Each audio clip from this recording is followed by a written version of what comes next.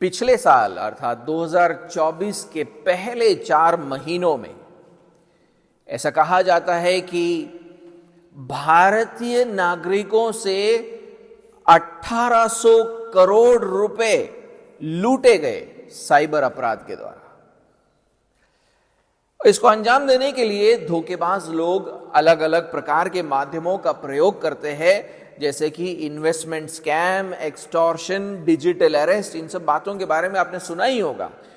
एक जो माध्यम है वो उसको कहते हैं फिशिंग, जहां पर लोग मेल्स भेजते हैं, टेक्स्ट मैसेज भेजते हैं, फोन कॉल्स करते हैं या किसी और प्रकार का संपर्क का प्रयोग करते हैं। इसका उद्देश्य ये होता है, ये सारे कम्युनिकेशन भेजने का उद्देश्य ये होता है कि लोगों को चकमा देकर उनसे फाइनेंशियल डिटेल्स लिया जाए, उनके लॉगिन डिटेल्स ले लिया जाए या किसी भी प्रकार के संवेदनशील सूचना को उनसे निकलवा लिया जाए।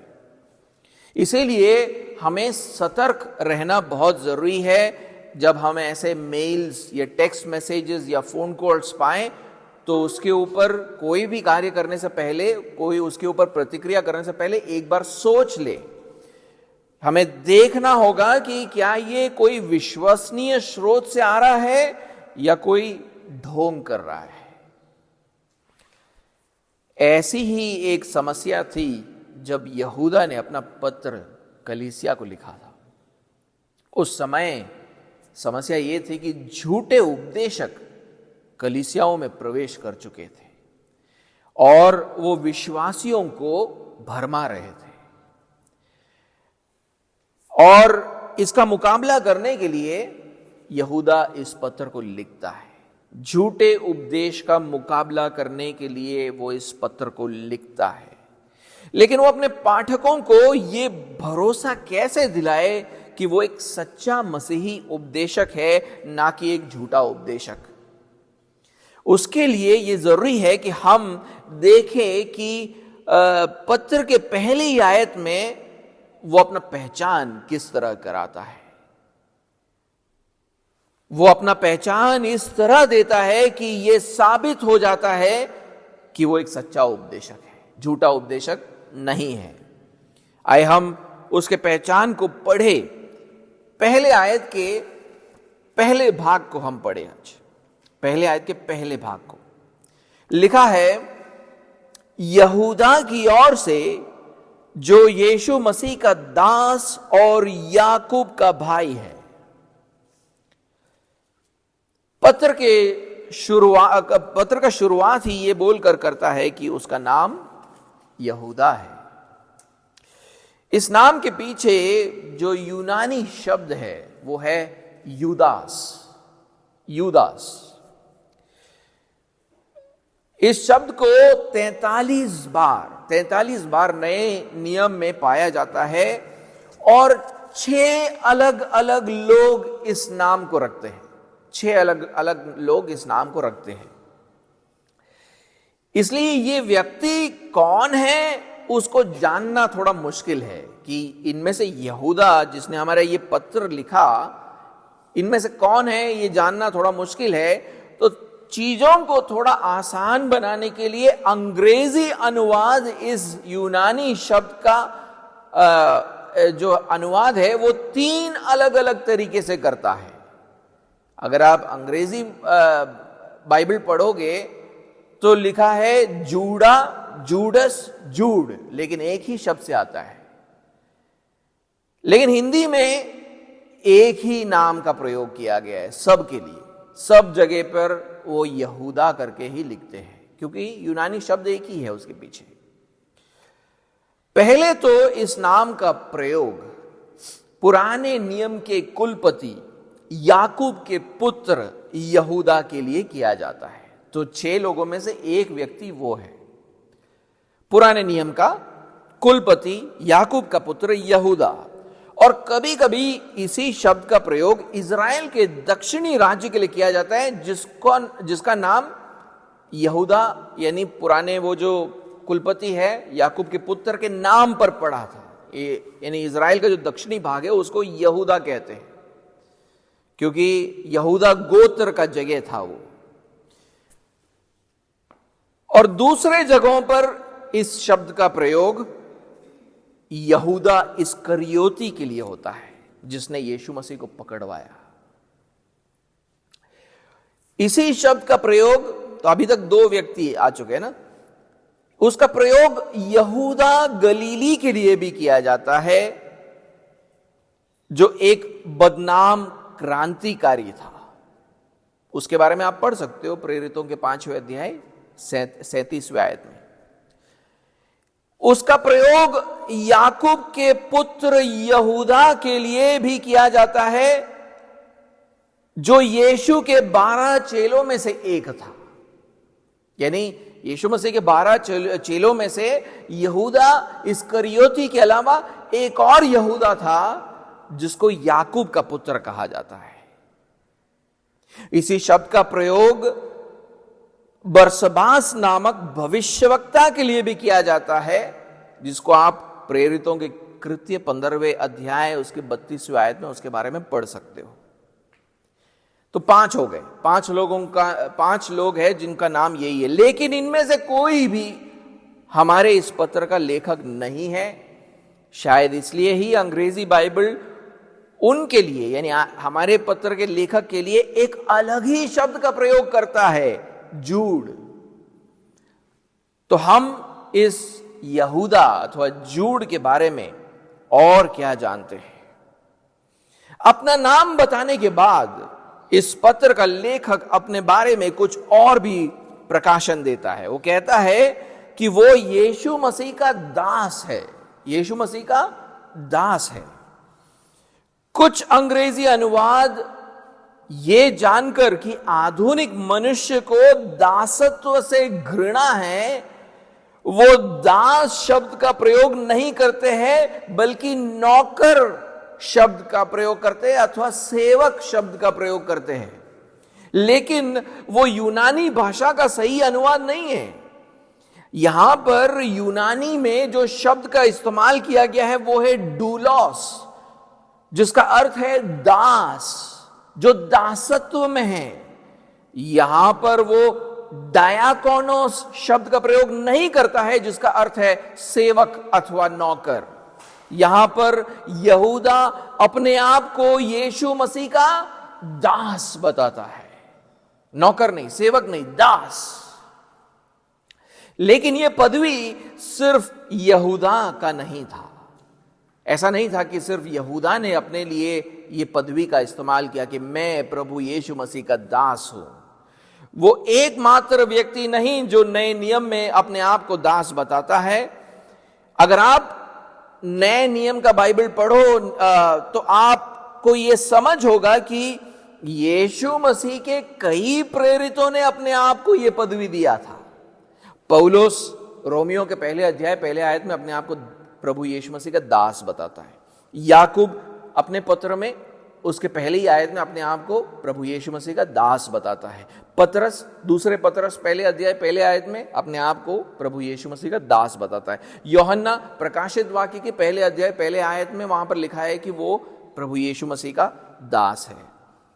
तीमुथियुस और एपाफ्रस जैसे पौलुस के सहकर्मियों को भी यह पदवी दिया गया था। आप उसके बारे में पढ़ सकते हैं फिलिपियों के 1 अध्याय 1 आयत में और कुलोसियों के 4 अध्याय 12वें आयत में। बल्कि नया नियम सिखाता है कि हर मसीही यीशु मसीह का दास है। इसीलिए आप देखते हो कि इतने सारे लोग अपने आप को यीशु मसीह का दास बताते हैं। क्यों? क्योंकि सत्य यह है कि जो कोई भी यीशु मसीह पर विश्वास करता है, जो अपने आप को मसीही बताता है, वो ये अंगीकार करता है कि मैं प्रभु यीशु मसीह का दास हूं।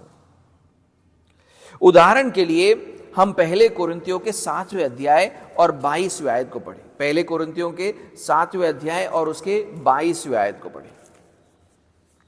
देखिए वहां पर क्या लिखा है। लिखा है, क्योंकि जो दास की दशा में प्रभु में बुलाया गया है, वो प्रभु का स्वतंत्र किया हुआ है। वैसे ही जो स्वतंत्रता की दशा में बुलाया गया है, वो मसीह का दास है। इस आयत के पहले भाग में ऐसा कहा जा रहा है कि जब एक व्यक्ति को सुसमाचार के द्वारा यीशु मसीह पर विश्वास करने के लिए बुलाहट प्राप्त होती है, अगर उस वक्त वो एक दास की दशा में था, यानी वो सच में एक दास था, क्योंकि उस समय तो समाज में दासत्व की प्रथा चल रही थी।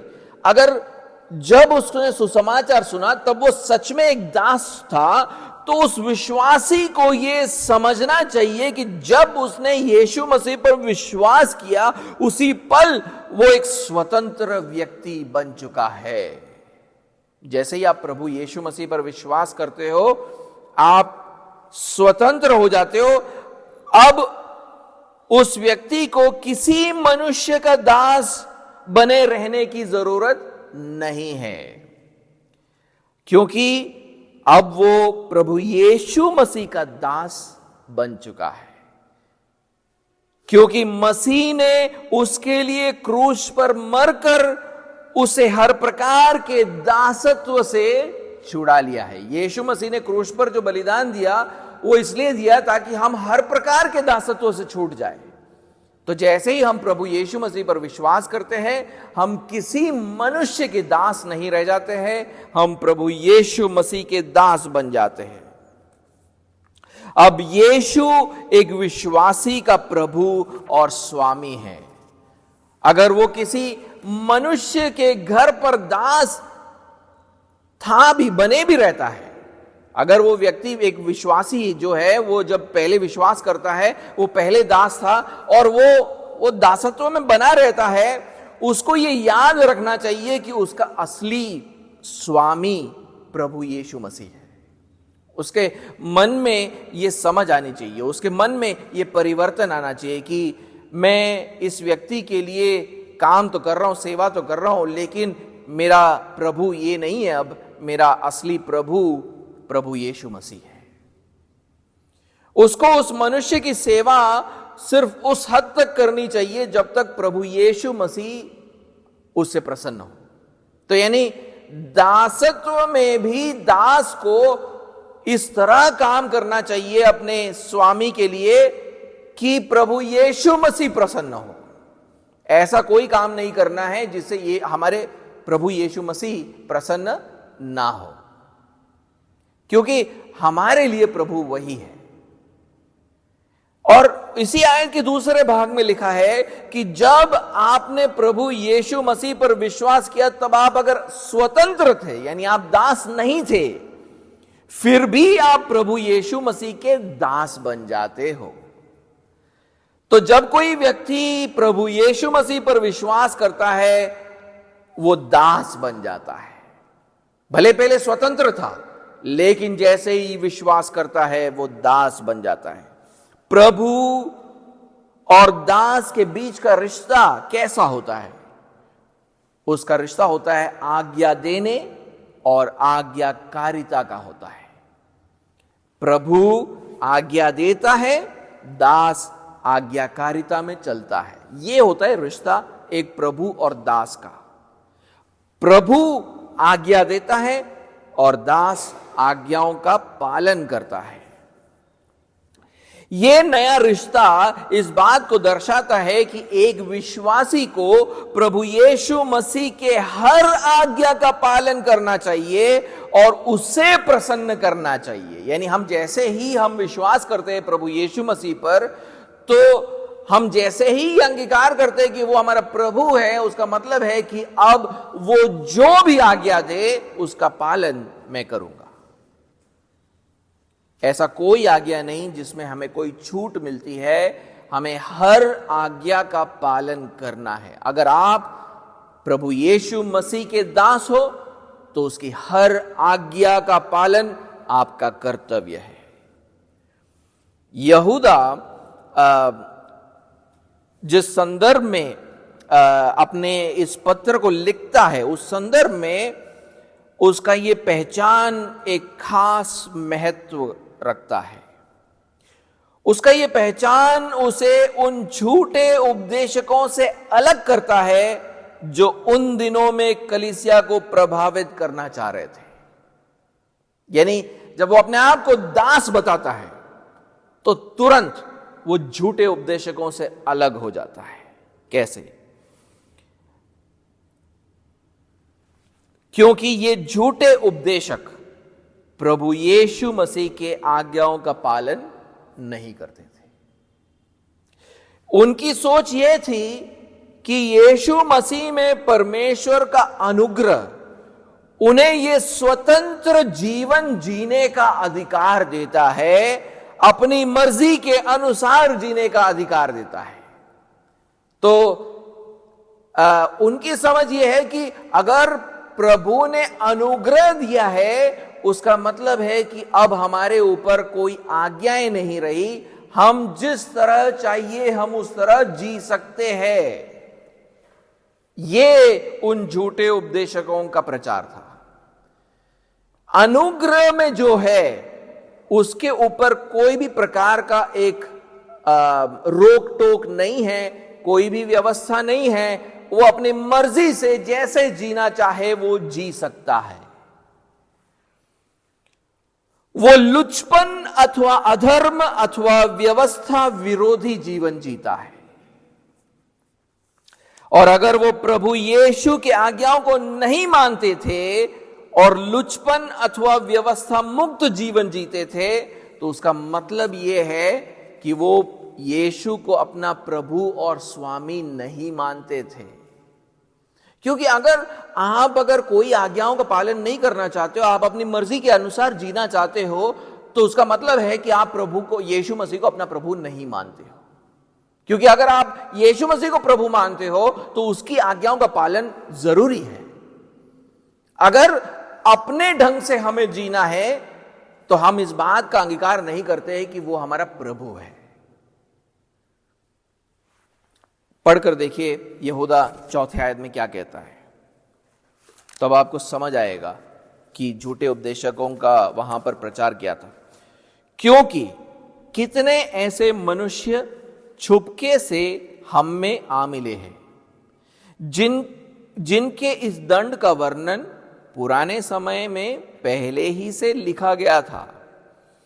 ये भक्तिहीन है और हमारे परमेश्वर के अनुग्रह को लुचपन में बदल डालते हैं और हमारे एकमात्र स्वामी और प्रभु यीशु मसीह का इनकार करते हैं। देख रहे क्या लिखा है? वो प्रभु परमेश्वर के अनुग्रह को लुचपन में बदल देते हैं। यानी अगर परमेश्वर का अनुग्रह है तो हम जैसे चाहिए वैसे जी सकते हैं, तो आज्ञाओं का पालन जरूरी नहीं है। तो जैसे ही आप इस बात को मानते हो, कहते हो, तो उसका मतलब है कि आपने यीशु मसीह का इनकार कर दिया कि वो मेरा प्रभु और स्वामी नहीं है। क्योंकि अगर आप प्रभु है तो आप उसकी आज्ञाओं का पालन करोगे। मत्ती के 28वें अध्याय 18 से 20 में प्रभु यीशु मसीह ने हमें महान आज्ञा दी। आइए हम उसको एक बार पढ़ें। मत्ती और उसका 28 और उसका 18वें आयत से लेकर 20वां आयत। यीशु ने उनके पास आकर कहा, स्वर्ग और पृथ्वी का सारा अधिकार मुझे दिया गया है, इसलिए तुम जाओ, सब जातियों के लोगों को चेला बनाओ और उन्हें पिता और पुत्र और पवित्र आत्मा के नाम से बपतिस्मा दो और उन्हें सब बातें जो मैंने तुम्हें आज्ञा दी है मानना सिखाओ, और देखो मैं जगत के अंत तक सदा तुम्हारे संग हूं। जब यीशु ये कहते हैं 18वें आयत में कि स्वर्ग और पृथ्वी का सारा अधिकार मुझे दिया गया है, तो उसका क्या अर्थ है? उसका अर्थ यह है कि वो सारे संसार का प्रभु है और हम उसके दास हैं। प्रभु के पास ही तो होता है ना सारा अधिकार। हमें उसके हर आज्ञा का पालन करना चाहिए। उसका अर्थ यह है, अधिकारी जो है उसके आज्ञाओं का हम पालन करेंगे। और यहां पर हमें क्या आज्ञा वो देते हैं? तो अब वो अपने आप को बताते हैं कि मैं अधिकारी हूं, मैं प्रभु हूं, सारा अधिकार मेरे पास है। और ये बोलने के बाद वो आज्ञा देते हैं। क्या आज्ञा देते हैं? देखो क्या लिखा है, इसलिए तुम जाओ, सब जातियों के लोगों को चेला बनाओ। क्या आप इस आज्ञा का पालन कर रहे हो? आपके प्रभु ने, आप अपने आप को दास बुलाते हो ना, प्रभु यीशु मसीह का दास, तो क्या आप इसका पालन करते हो कि जाओ सब जातियों के लोगों को चेला बनाओ? क्या आप अक्सर ऐसे लोगों से सुसमाचार बांटते हो जिन्होंने यीशु मसीह को नहीं जाना है? चेला बनाने का अर्थ ही यही हुआ है। कितना अरसा हो गया है कि हमने किसी के साथ सुसमाचार बांटे हुए? सोच कर देखिए, लास्ट टाइम कब था जब आपने प्रभु यीशु मसीह की इस आज्ञा का पालन किया? किसके साथ आपने सुसमाचार बांटा है? किसको चेला बनाने का प्रयास किया है? कोई यीशु का चेला कैसे बनेगा अगर उसने यीशु के बारे में सुना ही नहीं है? तो इस आज्ञा का दूसरा भी पहलू है कि अगर आपने सुसमाचार के द्वारा यीशु के बारे में जाना है तो आपको यीशु मसीह का चेला बनना चाहिए। एक है सुसमाचार सुनाना, दूसरा है जो सुसमाचार सुनता है उसको यीशु मसीह का चेला बनना जरूरी है। और किसी को यीशु मसीह का चेला बनाने के लिए पहला कदम क्या होता है? किसी को यीशु मसीह का चेला बनाने के लिए पहला कदम क्या होता है? यीशु मसीह 19वीं आयत के दूसरे भाग में कहते हैं, उन्हें बपतिस्मा दो, उन्हें बपतिस्मा दो। हमारे कलीसिया में आप अपने चारों ओर नजर मारना और देखना, ऐसे बहुत सारे लोग हैं जो अपने आप को विश्वासी बताते हैं, जो यीशु मसीह के चेले बनना चाहते हैं। आपने कितनी बार उन लोगों से कहा है कि आप बपतिस्मा लीजिए? लोग ये सब बातें पास्टर के ऊपर छोड़ देते हैं, पास्टर बात करेंगे। नहीं नहीं नहीं, ये हम सबका कर्तव्य है। एक व्यक्ति को विश्वास से बपतिस्मा की ओर ले जाना यीशु मसीह की आज्ञा है हम सबके लिए। अगर कोई व्यक्ति बोलता है कि मैं चेला बनना चाहता हूं, मैं विश्वास करता हूं, मैं चेला बनना चाहता हूं, तो पहला कदम होता है कि उसको बपतिस्मा दिया जाए। क्या आप ऐसा करते हो? कितने लोगों से पिछले 1 साल 2 साल में आपने बपतिस्मा के बारे में बात किया है कि देखो, तुम बोलते हो कि तुम विश्वास करते हो, तुम कलीसिया आते हो, तुमने अभी तक बपतिस्मा लिया है? यीशु मसीह की पहली आज्ञा यह है कि कोई अपने आप को चेला बताए तो वो बपतिस्मा ले। क्या आपने लिया है? कितनी बार आपने ऐसे लोगों से बात किया है? कुछ नहीं तो ये 3 बच्चों से ही पूछ लो, तुम विश्वास करते हो? क्या विश्वास करते हो? अगर विश्वास करते हो तो बपतिस्मा के लिए तैयार हो। यहां से हम शुरू कर सकते हैं।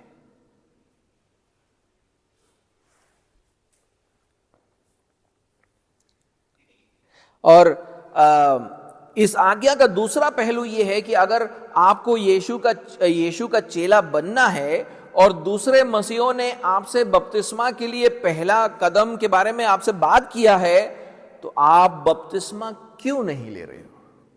अब मैं उन लोगों से बात कर रहा हूं जिन लोगों ने बपतिस्मा के बारे में सुना है किसी ना किसी से, अपने माता पिता से या कलीसिया के दूसरे लोगों से।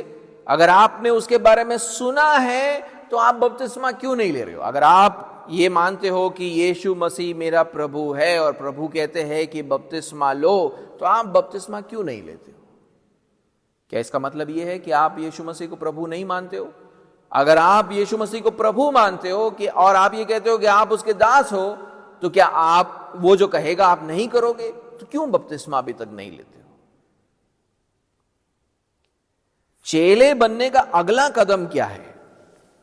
यीशु मसीह कहते हैं 20वीं आयत में कि हमें बपतिस्मा पाए हुए चेलों को सिखाना होगा, शिक्षा देना होगा कि उन्हें कैसे यीशु के हर आज्ञा को मानना चाहिए, यानी आज्ञाकारिता में उनको आगे बढ़ाना होगा। यीशु के प्रभुत्व का आखिरी परिणाम यही है, उसके प्रति हमारे दासत्व का आखिरी परिणाम यही है कि हम उसके सारे आज्ञाओं को मानना सीखें। क्या आप दूसरों को यीशु के आज्ञाओं को मानना सिखा रहे हो? माता पिता, क्या आप अपने बच्चों को सिखा रहे हो कि देखो बच्चों, यीशु मसीह ने यह आज्ञा दी है तो आप ऐसा जियोगे, ऐसा करोगे? परिपक्व विश्वासियों से बात कर रहा हूं, क्या आप नए विश्वासियों को सिखा रहे हो कि उन्हें कैसे यीशु के आज्ञाओं को मानना चाहिए? कितने बार आपने किसी नए विश्वासी को अलग लेकर जाकर बोला कि देखो जीवन ऐसा नहीं होना चाहिए, इस तरह जीना चाहिए, क्योंकि प्रभु यीशु मसीह हमें यहां पर ऐसा सिखाते हैं? कितनी बार आपने किया है कभी? यीशु मसीह की आज्ञाओं का पालन करते हो तो हमें इस तरह जीना चाहिए। सुसमाचार बांटना, बपतिस्मा की ओर लोगों को ले जाना, फिर उनको सिखाना हर दिन कि कैसे उनको जीना चाहिए। क्या करते हो ये सब? पुराना विश्वासी और नए विश्वासी, अगर आप प्रभु यीशु के प्रति आज्ञाकारिता में नहीं बढ़ रहे हो तो पता है आप कैसा जीवन जी रहे हो? आप लुचपन का जीवन जी रहे हो। आपने परमेश्वर के अनुग्रह को लुचपन में बदल दिया है।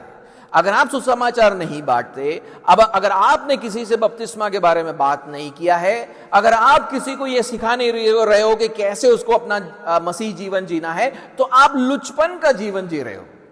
आपने ये परमेश्वर के इस अनुग्रह को लुचपन में बदल डाला है।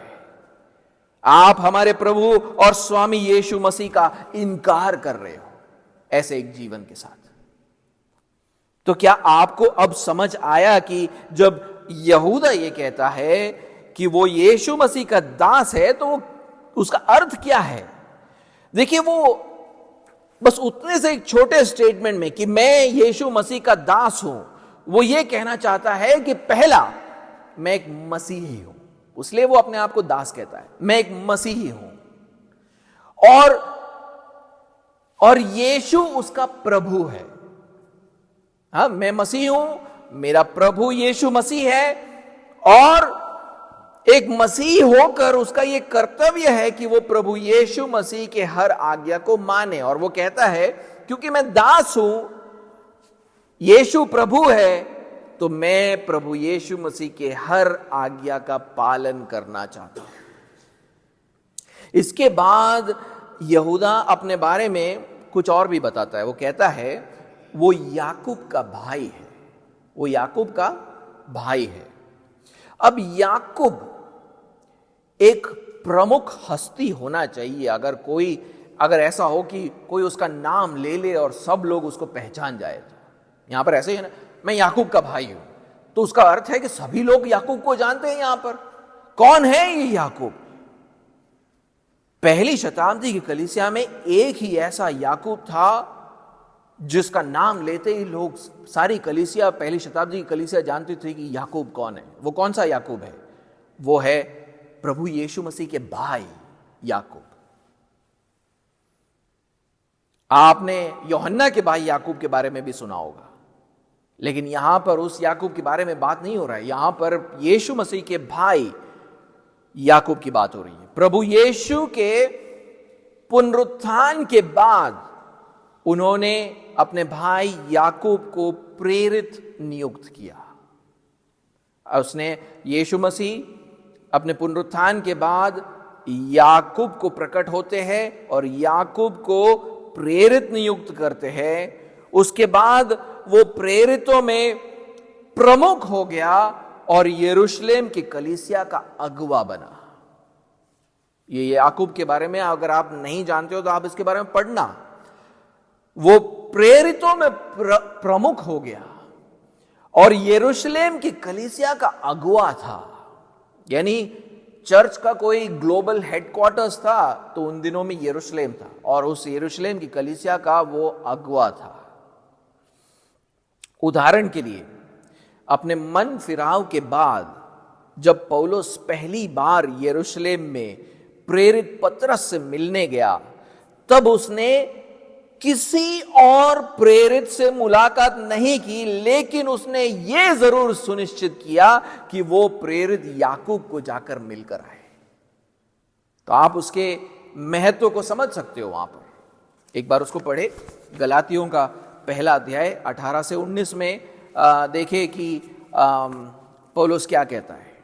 गलातियों का पहला अध्याय और उसका 18 से 19 लिखा है, फिर 3 वर्ष के बाद मैं कैफा यानी पतरस, ठीक है, मैं कैफा से भेंट करने के लिए यरूशलेम गया और उसके पास 15 दिन तक रहा, परंतु प्रभु के भाई याकूब को छोड़ और प्रेरितों में से किसी से ना मिला।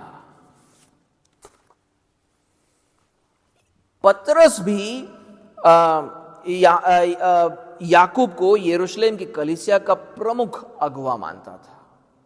हम नॉर्मली ये होता है ना कि हम बोलते हैं कि पतरस जो है वो एक तरीके से फॉरमोस्ट एपोस्टल जैसा है, लेकिन पतरस भी इस याकूब को प्रमुख अगुवा मानता था यरूशलेम की कलीसिया का। उदाहरण के लिए, आप प्रेरितों के कृत्य 12वें अध्याय में आप पढ़ोगे तो जब पतरस बंदी गृह से छूट कर आता है, प्रेरितों का 12वां अध्याय 17वें आयत में देखो वो क्या कहता है। जब वो किसी घर पे जाता है तो वहां लिखा है, तब उसने उन्हें हाथ से संकेत किया कि चुप रहे और उनको बताया कि प्रभु किस रीति से उसे बंदी गृह से निकाल लाया है। फिर वो कहा, याकूब और भाइयों को यह बात बता देना, तब निकलकर दूसरी जगह चला गया। तो यानी पतरस उनसे कहता है कि याकूब और बाकी भाइयों को बता देना। तो आप समझ रहे हो कि उसके मन में प्रमुख अगुवा कौन है कलीसिया का? ये याकूब है, जो प्रभु यीशु मसीह के भाई थे। आप गलातियों का ही दूसरा अध्याय पढ़े, दूसरा अध्याय 12वें आयत में देखें कि वहां पर पौलुस पतरस के बारे में क्या लिखता है। गलातियों का दूसरा अध्याय 12वां आयत लिखा है, इसलिए कि याकूब की ओर से कुछ लोगों के आने से पहले वो अन्य जातियों के साथ खाया करता था, परंतु जब वे आए तो खतना किए हुए लोगों के डर के मारे वह पीछे हट गया और किनारा करने लगा। यानी जब पौलुस कहता है कि वो पतरस अन्य जाति के लोगों के साथ बैठकर पहले खाया करता था, लेकिन जब उसने सुना कि याकूब ने कुछ लोगों को भेजा है यरूशलेम से, वो पीछे हट गया। वो ये नहीं चाहता था कि कोई ऐसा समझे कि मैं अन्य जातियों के साथ बैठकर संगति कर रहा हूं। वो कोई ऐसा सोचे कि मैं यहूदी प्रथाओं का पालन नहीं कर रहा हूं, इसलिए वो पीछे हट गया। तो यानी उसके मन में भी एक प्रकार से याकूब के एक अथॉरिटी का उसको एक डर था कि याकूब ने ये लोगों को भेजा है, उनके सामने मेरा जो व्यवहार है वो जैसा होना चाहिए वैसा होना चाहिए करके। भले पतरस उस बात में गलत था, उसीलिए पौलुस इस बात को वहां पर उठा रहा है। और प्रेरितों के कृत्य में हम देखते हैं कि जब भी पौलुस और उसके सहकर्मियों को आध्यात्मिक बातों को लेकर स्पष्टता चाहिए होता था या प्रायोगिक बातों में सम्मति चाहिए होता था, तब वो यरूशलेम जाकर वहां के कलीसिया के अगुओं से मिलते थे। और उस खंड में हम देखते हैं कि याकूब वहां पर एक महत्वपूर्ण किरदार को निभाता है। उदाहरण के लिए आप प्रेरितों का 15वां अध्याय देखिए, वहां पर क्या लिखा है। प्रेरितों का 15वां अध्याय 12 और 13। तो यहां पर क्या हो रहा है कि पौलुस और उसके कुछ सहकर्मी कुछ आध्यात्मिक बातों को स्पष्ट करने के लिए यरूशलेम जाते हैं। और वहां पर देखिए क्या लिखा है, प्रेरितों का अध्याय 15वां अध्याय 12 और 13। तब सारी सभा चुपचाप बरनबास और पौलुस को सुनने लगी कि परमेश्वर ने उनके द्वारा अन्य जातियों में कैसे बड़े बड़े चिन्ह और अद्भुत काम दिखाए। जब वे चुप हुए तो याकूब कहने लगा, हे भाइयों मेरी सुनो। तो यानी पौल और बरनबास की बात करने के बाद जब निर्णय देने का समय आता है तो कौन बात करता है? याकूब बात करता है वहां पर। और याकूब का जो फिर निर्णय है और बाकी भाइयों का जो निर्णय है सारी कलीसियाओं में फैलाया गया। आप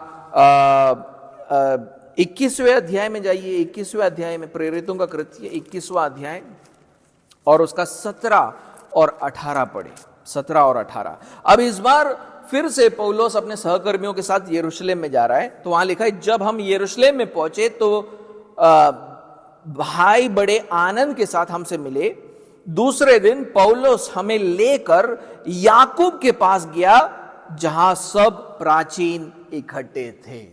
तो देख रहे हैं वहां पर फिर से याकूब का नाम लिया जा रहा है और फिर वहां पर वो उन्हें बताते हैं कि अब उनका अगला कदम क्या होना चाहिए, उनको क्या क्या करना चाहिए। लेकिन जैसे मैंने आपको पहले भी बताया, याकूब प्रभु यीशु मसीह के भाई थे। यीशु के जन्म के बाद मरियम और यूसुफ ने याकूब को जन्म दिया था। और अगर यहूदा याकूब का भाई है, यानी हमारा जो पत्र जिस यहूदा ने लिखा है वो याकूब का भाई है, तो उसका मतलब यह है कि ये जो यहूदा है वो हमारे प्रभु यीशु मसीह का भाई। सुसमाचार के जो पहले जो 4 किताबें हैं उसके कम से कम 2 आयतों के अंदर यह बताया गया है कि याकूब और ये यहूदा यीशु मसीह के भाई थे। मत्ती का 13वां अध्याय पढ़े। मत्ती 13 और उसका 53 से लेकर 55 पढ़े। मत्ती 13 उसका 53 से लेकर 55। जब यीशु ये सब दृष्टांत कह चुका तो वहां से चला गया और अपने नगर में आकर उनके आराधनालय में उन्हें ऐसा उपदेश देने लगा कि वे चकित होकर कहने लगे, इसको ये ज्ञान और सामर्थ के काम कहां से मिले? क्या ये बढ़ई का बेटा नहीं? और क्या इसकी माता का नाम मरियम और इसके भाइयों का नाम याकूब, यूसुफ, शमौन और यहूदा नहीं? देख रहे हैं वहां पर याकूब और यहूदा का नाम वहां पर लिखा गया है। ऐसे ही इसी बात को आप मरकुस के सुसमाचार में भी पढ़ सकते हैं। मरकुस का 6वां अध्याय और उसका 3रा आयत। मरकुस 6वां अध्याय 3रा आयत लिखा है, क्या ये वही बढ़ई नहीं जो मरियम का पुत्र और याकूब, योसेस, यहूदा और शमौन का भाई है? तो यहूदा पहले शताब्दी के कलीसिया के सबसे प्रमुख मसीही अगुवे के भाई थे, लेकिन उससे बढ़कर ये दोनों ही प्रभु यीशु मसीह के भाई थे। लेकिन दोनों ने इस सौभाग्य को कभी भी अपने फायदे के लिए नहीं लिया। उन्होंने कभी भी अपना पहचान ये कहकर नहीं दिया है कि वो प्रभु यीशु मसीह के भाई थे। आप देख लो, याकूब हो या यहूदा, दोनों अपने मुंह से ये तक नहीं बोलते कि यीशु मसीह मेरे भाई है। बस इतना ही कहते कि यीशु मसीह मेरा प्रभु है। ये उनके दीनता को दर्शाता है कि मैं अपने मुंह से अपने प्रभु को अपना भाई भी नहीं कह सकता हूं। वो मेरा प्रभु है। वो हमेशा अपने आप को प्रभु यीशु मसीह का दास कहते थे। आप याकूब का पत्र भी पढ़कर देखिए, पहले वो अपना पहचान कैसे देता है। याकूब और उसका 1 अध्याय का 1 आयत अपना पहचान कैसे देता है? परमेश्वर के और प्रभु यीशु मसीह के दास याकूब की ओर से उन 12 गोत्रों को जो तितर बितर होकर रहते हैं नमस्कार पहुंचे। तो वो याकूब भी अपने पत्र का शुरुआत ये बोलकर नहीं करता कि यीशु मसीह मेरा भाई है, लेकिन कहता है कि प्रभु यीशु मसीह। लेकिन यहूदा अपने इस पत्र में इस साधारण पहचान अर्थात यानी प्रभु यीशु मसीह के दास से बढ़कर आगे क्यों जाता है? क्यों ये बात को जोड़ता है कि वो याकूब का भाई है? क्योंकि जिस संदर्भ में वो लिख रहा था वहां पर इस पहचान का भी महत्व था। अगर कलीसिया को झूठे उपदेशकों से उत्पन्न होने वाले खतरे से सतर्क कराना था तो यह जरूरी था कि उन्हें प्रेरितों के शिक्षा का स्मरण दिलाया जाए। प्रेरितों के शिक्षा का स्मरण दिलाया जाए। कलीसिया ऑथोरिटेटिव किसको मानती थी? प्रेरितों को। इसलिए प्रेरितों का नाम लेना जरूरी था। प्रेरितों ने यह चेतावनी दी थी कि कलीसिया में झूठे उपदेशक प्रवेश करेंगे। वो लोग पहले ही बोल चुके थे और अब हो चुका है। इसलिए यहूदा उन्हें प्रेरितों के शिक्षा का स्मरण दिलाना चाहता है। पढ़कर देखो वो अपने इस पत्र के अंदर क्या कहता है। 17वें और 18वें आयत में देखो वो क्या कहता है। यहूदा लिखता है, पर हे प्रियो, तुम उन बातों को स्मरण रखो जो हमारे प्रभु यीशु मसीह के प्रेरित पहले ही कह चुके हैं। वे तुमसे कहा करते थे, पिछले दिनों में ऐसे ठट्ठा करने वाले होंगे जो अपनी अभक्ति की अभिलाषाओं के अनुसार चलेंगे। ये वे है जो फूट डालते हैं। ये शारीरिक लोग हैं जिनमें आत्मा नहीं है। देख रहे?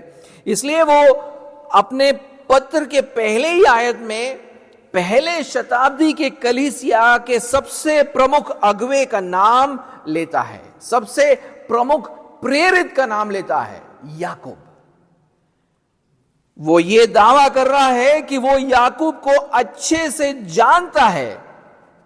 सिर्फ साधारण पहचान नहीं है यहां पर, वो मेरा भाई है। और इसलिए कलीसिया ये भरोसा कर सकता है, यहूदा जो है वो याकूब और दूसरे प्रेरितों के शिक्षाओं को लेकर उनके पास आया है। ये जो पत्र में जो तुमको लिख रहा हूं वो अपने अधिकार से नहीं लिख रहा हूं। पहले तो अधिकार मेरे प्रभु से आता है, मैं उसका दास हूं, और दूसरा मैं प्रेरितों के अधिकार से आया हूं। तो उसीलिए वो याकूब का नाम लेता है। हम भी ऐसे ही एक समय में जीते हैं जब अनेक झूठे उपदेशकों ने कलीसिया में घुसपैठ कर लिया है। और झूठे उपदेशकों का प्राथमिक उद्देश्य यह रहता है कि हम यीशु मसीह के प्रभुत्व को ठुकरा दें, उसके आज्ञाओं पर ना चले। और यीशु मसीह का प्रभुत्व स्थापित तब होता है जब हम उनके वचन को मानते हैं। तभी ही इस बात का अर्थ बनता है कि हम उसे प्रभु बुलाएं। अगर उसके बातों को मानते ही नहीं हो तो ये कहने की जरूरत ही नहीं है। उसका प्रभुत्व स्थापित तब होता है जब हम उसके वचन को मानते हैं। उसके बदले झूठे उपदेशक हमें यह समझाने का प्रयास करते हैं कि हम उनके वचन को गंभीरता से ना लें। झूठे उपदेशक यही करते हैं, वचन से भटकाओ इनको, वचन को ना माने, प्रभु यीशु मसीह के वचन को ना माने, बल्कि वचन को वो फीका या हल्का बनाने का प्रयास करते हैं, अथवा वो नए शिक्षाओं को लेकर आते हैं जिससे यीशु का वचन का अधिकार कम किया जाए। तो झूठे उपदेशक क्या करते पता है? दो चीजें करते हैं। एक बोलते हैं इसको थोड़ा डाइल्यूट कर दो, इसको थोड़ा हल्का कर दो, इतना गंभीरता से मत लो इसको, जो हो सकता है करो, बाकी छोड़ दो। या फिर वो क्या करते हैं पता है? या फिर वो करते हैं कि अच्छा ये भी है, हम आपको और चीजें बताएंगे, यानी इसके अधिकतर नई बातों को आपके लिए लेकर आएंगे। इसलिए आजकल इतने सारे भविष्यवक्ता और प्रेरित है जो ये कहते हैं कि उन्होंने परमेश्वर से नया प्रकाशन पाया है। आप देखते हो, आप YouTube खोलकर देख लो, हैं बहुत सारे लोग अपने आप को भविष्यवक्ता बताते हैं, प्रेरित बताते हैं और बोलते हैं कि मैंने नया प्रकाशन पाया है, यानी इसके अलावा नया प्रकाशन पाया है। क्या करना क्या चाहते? इससे भटकाओ। यीशु मसीह का प्रभुत्व स्थापित नहीं होना चाहिए, उसके आज्ञाओं पर लोग ना चले। नया प्रकाशन दो तो लोग हमारे पीछे दौड़ कर आएंगे ना। उदाहरण के लिए वो हमें सिखाते हैं कि हमें समलैंगिक लोगों को कलीसिया में अंग बनाना चाहिए। वेस्टर्न कंट्रीज में तो बहुत फैला हुआ ये, समय की बात है जब वो यहां पर भी आ जाएगा। कहा जाता है कि समलैंगिक लोगों को कलीसिया का अंग बनाओ। वो कहते हैं हमें उनके पापमय जीवन का विरोध नहीं करना चाहिए, बल्कि वो जैसे है वैसे ही उनको स्वीकार कर लो। वो हमें नारीवाद और समतावाद सिखाते हैं। कहते हैं, वो सिखाते हैं कि स्त्रियां कलीसियाओं में पास्टर बन सकते हैं, वो सिखाते हैं ये बातें। वो कहते हैं कि दोनों पुरुष और स्त्री कलीसियाओं में और मसीही घरों में एक समान भूमिका निभाते हैं। नहीं, हम ये मानते हैं कि एक पुरुष और स्त्री, उनका मूल्य परमेश्वर की आंखों में एक जैसा है, लेकिन दोनों की भूमिका बिल्कुल अलग है। परमेश्वर ने दोनों को अपनी अपनी भूमिका दी हुई है। वो हमें सिखाते हैं कि हम यीशु की आज्ञाओं को गंभीरता से ना ले। अवज्ञाकारिता चलता है क्योंकि मसीह यीशु में परमेश्वर अत्यंत अनुग्रहकारी है। अनुग्रह का यानी ढोलक बजाते रहते हैं, परमेश्वर अनुग्रहकारी है। तुम इतना कड़क मत हो यार, अनुग्रह करो, अनुग्रह करो, grace grace grace, show grace है। तुम इतना आज्ञा पालन के बारे में मत बोलो, ग्रेस। इसलिए बहुत सारे कलीसियाओं में जब उनके सदस्य पश्चाताप रहित जीवन जीते हैं, तब वो कलीसियाएं अनुशासन नहीं लागू करते हैं। अनुशासन लगाने को कहते तो लोग बोलते हैं we have to be gracious, अनुग्रहकारी होना है। आज्ञा पालन नहीं करेंगे। सिर्फ प्रेरितों के शिक्षा को थाम कर हम ऐसे झूठे शिक्षाओं से बच सकते हैं, क्योंकि पुनरुत्थान पाए हुए प्रभु यीशु मसीह ने उन्हें अपना गवाह नियुक्त किया है। फिर से मैं बोलूंगा, हम झूठे उपदेशकों के उपदेशों से बचने का एक ही तरीका है, प्रेरितों के शिक्षा को थामे रहो, क्योंकि पुनरुत्थान पाए हुए प्रभु यीशु मसीह ने उनको अपना गवाह नियुक्त किया है। अपने पुनरुत्थान के बाद उन्होंने अपना प्रकाशन प्रेरितों को दिया और इन प्रेरितों ने ही उसको स्वर्गारोहण करते हुए देखा है। तो अगर प्रभु यीशु मसीह को पूरी तरीके से कोई जानते हैं तो वो ये प्रेरित है। आप पढ़कर देखिए, प्रेरितों के पहले अध्याय में क्या होता है। प्रेरितों का पहला अध्याय और उसके पहले 3 आयत में वहां पर इस बात को स्पष्टता से लिखा गया है। लिखता है, हे थियोफिलुस, मैंने पहली पुस्तिका उन सब बातों के विषय में लिखी जो यीशु आरंभ से करता और सिखाता रहा, उस दिन तक जब तक वह उन प्रेरितों को जिन्हें उसने चुना था पवित्र आत्मा के द्वारा आज्ञा देकर ऊपर उठाया न गया।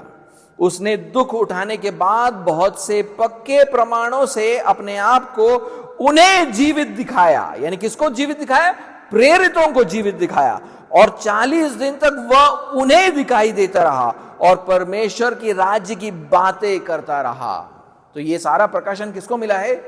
प्रेरितों को मिला है। फिर देखिए 8वें और 9वें आयत में, परंतु जब पवित्र आत्मा तुम पर आएगा तब तुम सामर्थ पाओगे। किससे बात किया जा रहा है? यीशु मसीह अपने प्रेरितों से बात कर रहे हैं। और यरूशलेम और सारे यहूदिया और सामरिया में और पृथ्वी के छोर तक मेरे गवाह होंगे। यह कहकर वह उनके देखते देखते ऊपर उठा लिया गया और बादल ने उसे उनकी आंखों से छुपा लिया। तो यानी स्वर्गारोहण की गवाह भी कौन है? प्रेरित है।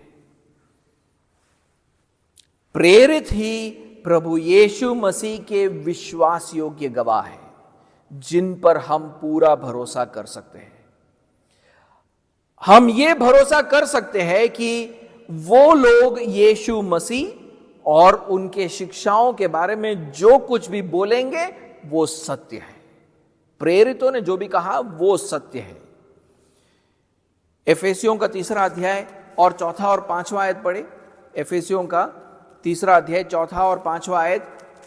पौलुस देखिए प्रेरितों के बारे में वहां पर क्या कहता है।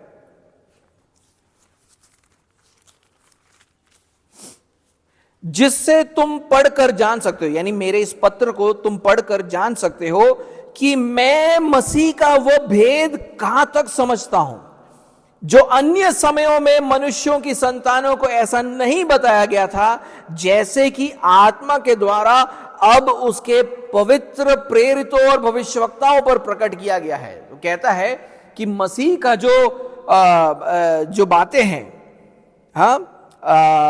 मसीह का जो भेद है वो कौन जानता है? प्रेरित जानते हैं। प्रेरितों को इस बात का प्रकाशन दिया गया। पहले के लोगों को ऐसा प्रकाशन नहीं था, प्रेरितों को यह प्रकाशन दिया गया है। और हम भविष्यवक्ताओं पर, पासबानों पर, सुसमाचार सुनाने वालों पर, उपदेशकों पर तब तक ही भरोसा कर सकते हैं जब तक उनकी शिक्षाएं प्रेरितों के शिक्षाओं से मेल खाती है। नहीं तो हम किसी का भरोसा नहीं करते। अगर पासबान प्रेरितों की शिक्षा हमें दे तो हम उनका भरोसा करेंगे। प्रेरितों के शिक्षा से तुम्हारी शिक्षा मेल नहीं खाती है तो हम तुम्हारा भरोसा नहीं कर सकते हैं। देखो पहले कुरिन्थियों के 14वें अध्याय में पौलुस क्या कहता है। पहले कुरिन्थियों के 14वें अध्याय में वो भविष्यवक्ताओं के बारे में कह रहा है। अगर प्रेरितों के बाद अगर शिक्षा में अगर किसी का औहदा था वो भविष्यवक्ताओं का था। तो पहले कुरिन्थियों के 14वें अध्याय उसके 37 और 38 में देखिए क्या लिखता है। यदि कोई मनुष्य अपने आप को भविष्यवक्ता या आत्मिक जन समझे तो ये जान ले कि जो बातें मैं तुम्हें लिखता हूं वे प्रभु की आज्ञा हैं। तो प्रेरित पौलुस कहता है कि कोई अपने आप को भविष्यवक्ता मानता है, आत्मिक मानता है, तो ये बात समझ ले कि ये जो बातें मैं लिख रहा हूं वो प्रभु की आज्ञा है। परंतु यदि कोई यह ना माने तो उसको भी ना मानो। यानी अगर आप ये बात को नहीं मानते हो कि प्रभु ने अपनी शिक्षा प्रेरितों को सौंपी है तो हम आपको भी नहीं मानेंगे। समझ रहे हो? बाकी सब मिनिस्ट्रीज का आधार यही है कि वो इस बात का अंगीकार करे कि प्रभु यीशु मसीह ने अपना सुसमाचार, उसकी शिक्षाएं प्रेरितों को सौंपी है। हम उसके अनुसार चलेंगे। अगर आप उसके अनुसार चलने के लिए तैयार नहीं हो तो आपकी सेवकाई को कलीसिया स्वीकार नहीं करेगा। तो आज हम प्रेरितों की शिक्षा को कहां पाए? जो लोग आजकल अपने आप को प्रेरित कहते हैं ना, उनके पास मत जाना। आज के इस युग में कोई प्रेरित नहीं है। प्रेरितों का युग खत्म हो गया। हम यीशु के प्रेरितों की सारी शिक्षा नए नियम में पा सकते हैं। प्रेरितों की सेवकाई आज कलीसिया में कैसे होती है? नए नियम के द्वारा होती है। उन्होंने जो लिखा है वो उसके द्वारा हम प्रेरितों के सेवकाई को पाते हैं। किताबों को नए नियम में तब जोड़ा गया जब यह पुष्टि हुई कि उस किताब को सीधे सीधे किसी प्रेरित ने लिखा है अथवा ऐसे लोगों ने लिखा है जिन्होंने अपनी शिक्षा सीधे प्रेरितों से पाई है। जैसे कि यहां पर यहूदा प्रेरित नहीं है, उसीलिए वो याकूब का नाम लेता है, क्योंकि उसने शिक्षा याकूब और दूसरे प्रेरितों से पाया है। तो पूरे बाइबल को हमें प्रेरितों के शिक्षाओं की ज्योति में पढ़ना चाहिए। हम पुराना नियम भी पढ़े, वो भी परमेश्वर का वचन है, नया नियम भी पढ़े, परमेश्वर का वचन है, लेकिन सबसे ज्यादा प्रकाशन किसको दिया गया था? प्रेरितों को दिया गया। और वो प्रेरितों की शिक्षा में कहां मिलती है? नए नियम में। सो सारा जो बाइबल है उसको हमें प्रेरितों के शिक्षा की ज्योति में पढ़ना और समझना जरूरी है। अगर आप ऐसा करोगे, आप अगर प्रेरितों के शिक्षाओं को अच्छे से समझ जाओगे, तो आप बाइबल को समझने में गलती नहीं करोगे और आप खुद झूठे उपदेशक नहीं बनोगे। अगर आपने प्रेरितों की शिक्षा को समझ लिया हो तो, और कोई झूठा उपदेशक आपको भी भरमा नहीं सकता अगर आपने प्रेरितों की शिक्षा को समझ लिया है तो इस किताब के पहले ही आयत में दिए गए यहूदा के पहचान से हमें यह विश्वास हो गया है कि उसकी शिक्षा विश्वसनीय है और उस शिक्षा को हमें बिना कोई संकोच के स्वीकार करना चाहिए। और अगर प्रभु की इच्छा हुई तो हम आने वाले हफ्तों में ऐसा ही करेंगे।